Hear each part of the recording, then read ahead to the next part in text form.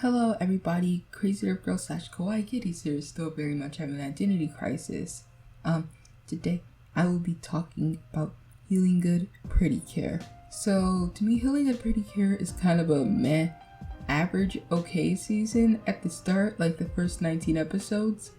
Everything was interesting and the character dynamics were like really good. But I will say that everything started to go downhill once they once they added their mid-season cure. I'm gonna talk about the character bios now, so let's get started. The main character of Healing Good Pretty Cure is Nodoka / Cure Grace. She is pretty nice, but the most interesting thing about her is that she's had a sickness ever since she was a little kid.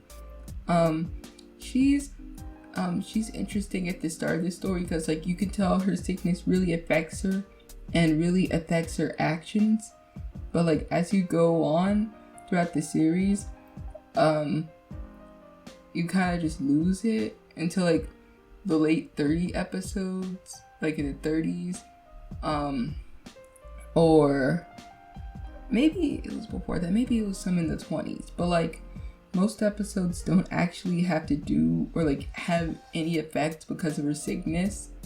But whenever she is affected by her sickness, she goes out of her way to help people because she never got to help people. She was always being helped, and she's a nice person to be around.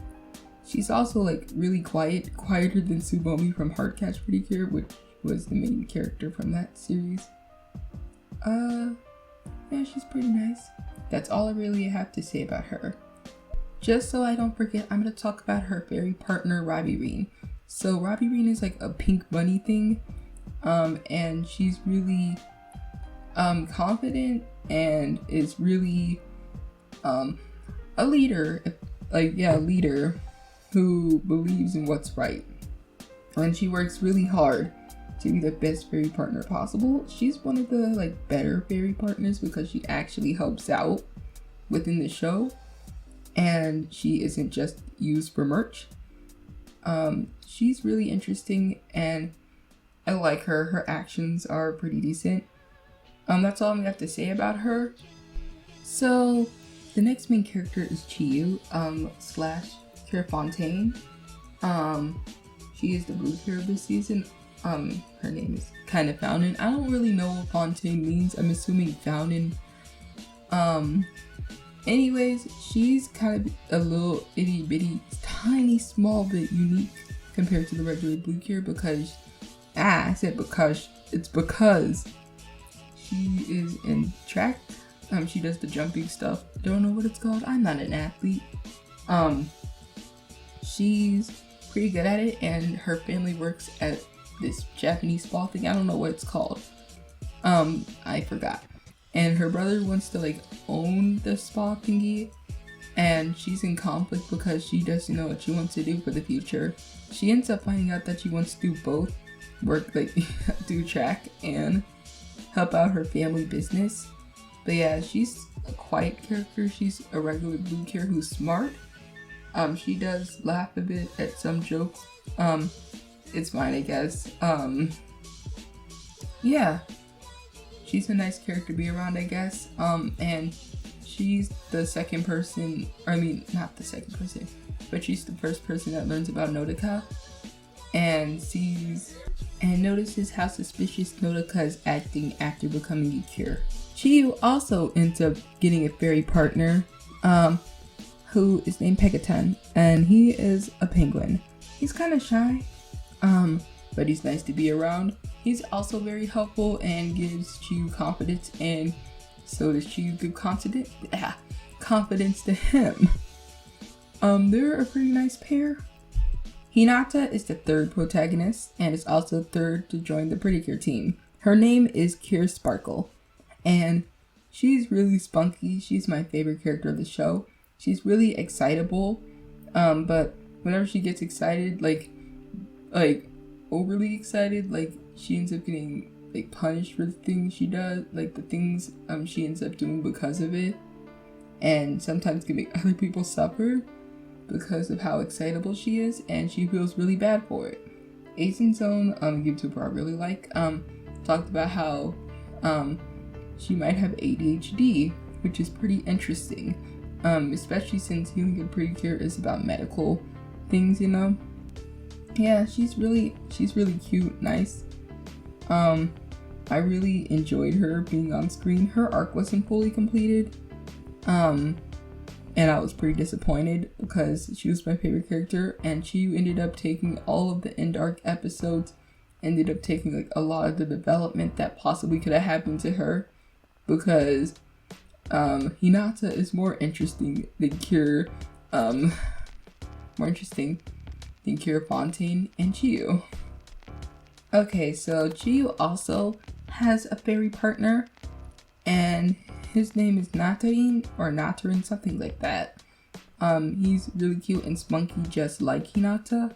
He has a cute little birthmark fish thing on top of his head. I like him.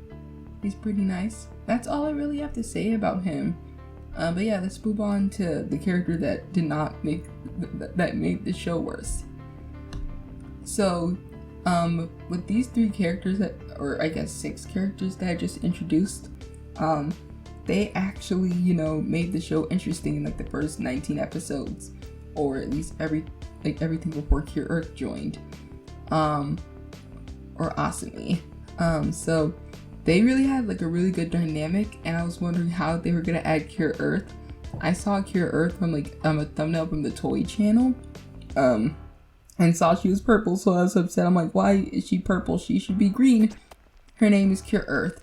But then I would say that's really it kind of changes once you see what her character. So before I talk about Cure Earth or Asumi, I have to talk about the main fairy that actually doesn't really matter in my opinion.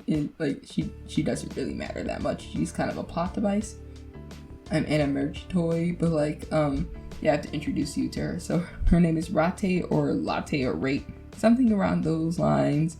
I don't know what her actual name is because I've seen too many versions of it.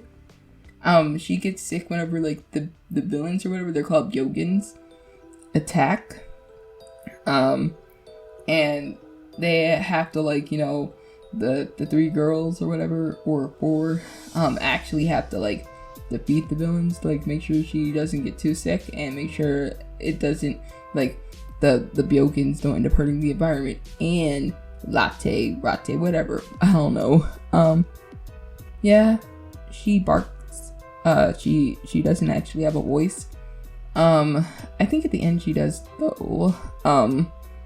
Yeah. Now I can talk about Cure Earth. Cure Earth is a very boring character. She is a brand new human, but then they don't really, make it interesting. She's really boring. She has no personality other than being nice. But at the start, whenever she's learning human emotions, she starts to fade away, but the show forgets about that.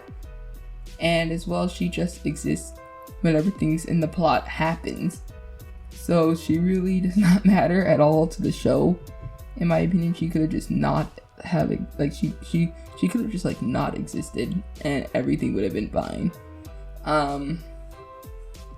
She makes the dynamic not as interesting since she's just chilling there, and by this point all the episodes are turned into filler. I get that the pandemic happened, but Cure Earth just does not belong in this show. I think they really should have stuck to the 3 girls. Yeah. Oh yeah, and the reason why she her powers the reason why I don't like her being called Cure Earth or being green really is because her powers are not really earth related, or I guess they are. Her powers are wind, and the object they have for that are feathers, but she is not a earthy character. Yeah, and I'd much rather her not be a green cure, because green cures already get there aren't enough green cures already, and I feel if they added her as a green cure, she just would have made it worse than it already is with green cures not existing in this show. So now I'm going to talk about villains. So we have the muscly guy and the girly girl, and Daruzen, who's the interesting character who I'm obviously going to talk about. I don't care about the other two. They do stuff in the end, but I don't care about them at all because they aren't of interest to me. Daryusen is really evil. He actually came from Nodaka's body, the main character I was talking about earlier, and also tried to rehibernate into her body, really showing how evil he is. He's really selfish, and he does not deserve to be revived. But they were building up a really interesting conflict with him and Nodaka. But they killed it because they decided to get rid of him and use the big guy, muscle guy, instead as like the secondary big bad, in my opinion. It was a bad idea. I really dislike it. He was a wasted character. But yeah, I'm gonna talk about other villains that happened.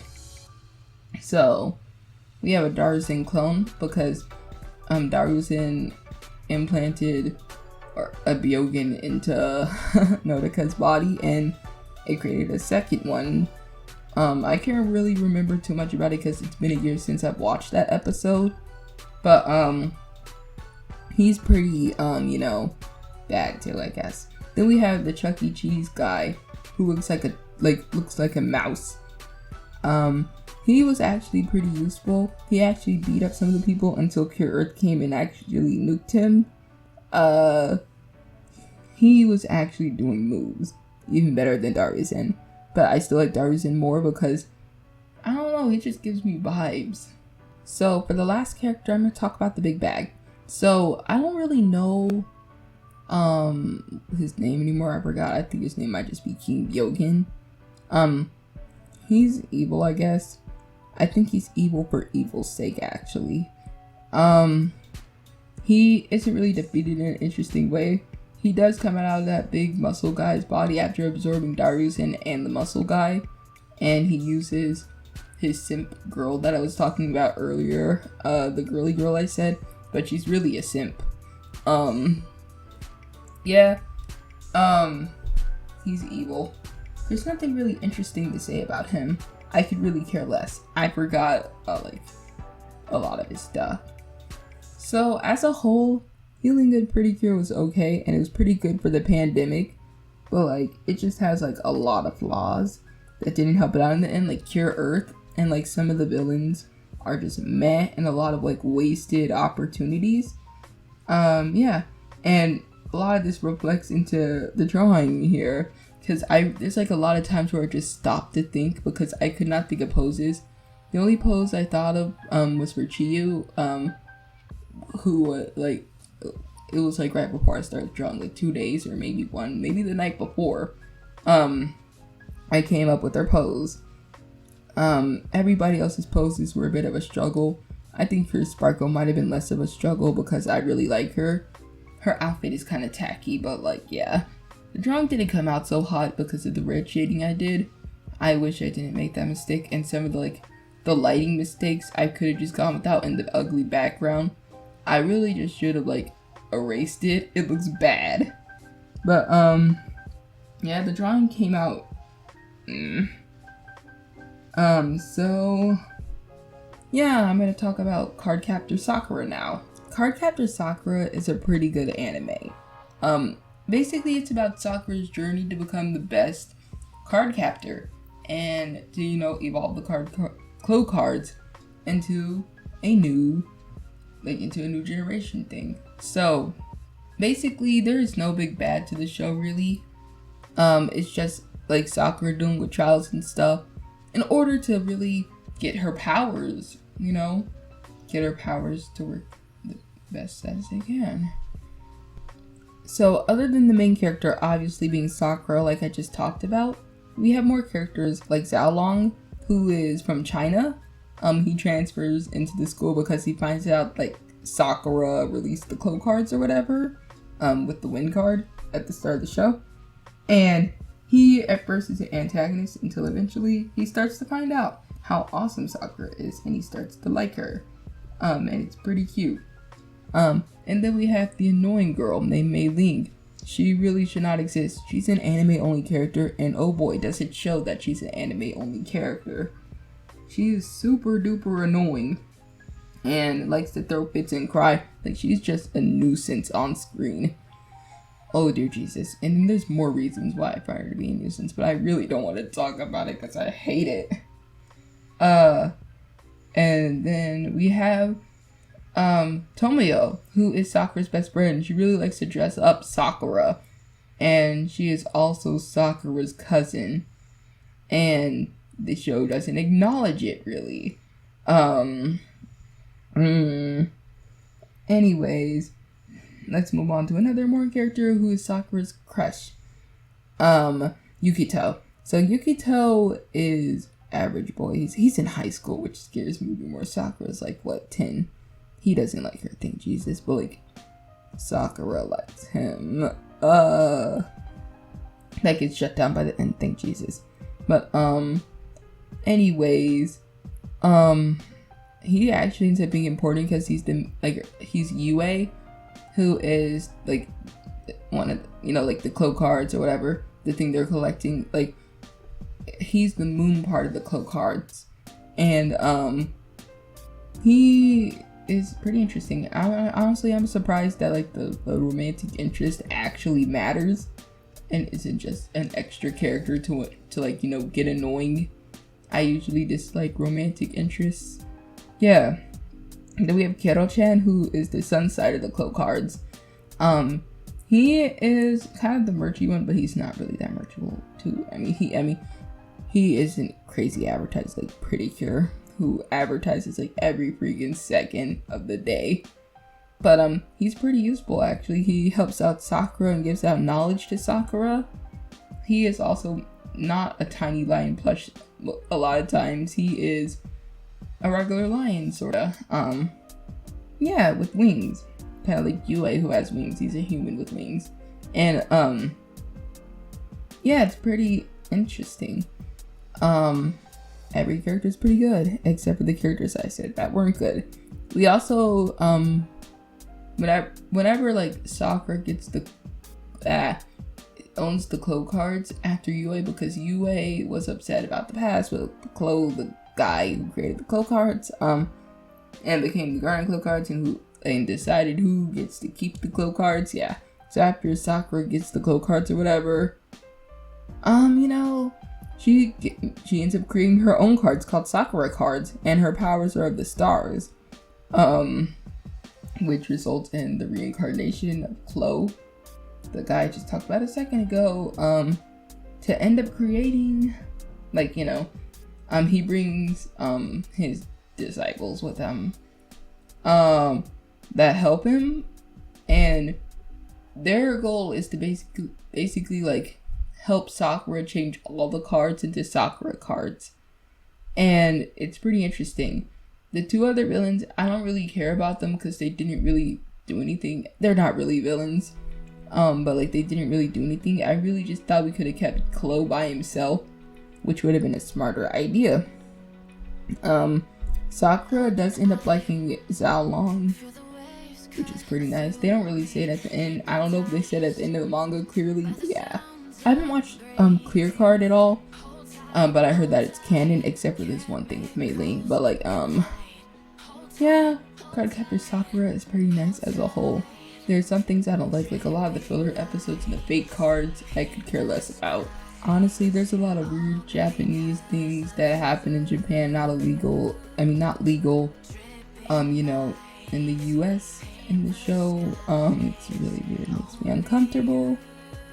I really dislike it, but like the rest of everything else is pretty good. So are the ideas of the show. I really like it. Okay, so I really hope you like this video. Thank you so much for watching if you made it to this point. Now I'm gonna leave. Goodbye.